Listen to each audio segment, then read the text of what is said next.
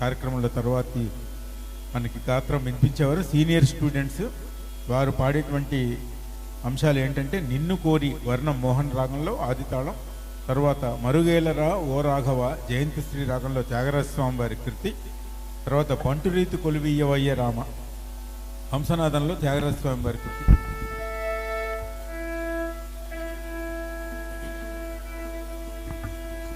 త్యాగరాజ స్వామి వారు అంటున్నారు, ఈ సకల చరాచర సృష్టి ఎందు వ్యాపించి ఉన్నాడు ఆ స్వామి. సూర్యచంద్రుల్ని కళ్ళుగా కలిగినటువంటి ఓ రామ మరుగేలరా ఎందుకు చాటుగా వెళ్ళిపోతావు స్వామి, అంతరంగమున వెదకి నిన్ను తెలుసుకున్నానంటున్నాడు. అంటే సూచన చేస్తున్నాడు అనమాట. స్వామి భగవంతుడు ఎప్పుడు కూడా బయట ఎక్కడ ఉండడు, మీరు మీ లోపల చూసుకోవాలి, అంతర్ముఖంగా మీలోనే ఉన్నాడు ఆ స్వామి అని. మీకు అన్నమాచార్యుల వారి కీర్తన విన్నారు కూడా, నిత్య పూజలు ఇవివో నేరిచితినోహో ప్రత్యక్షమైనట్టి పరమాత్మనికి అని.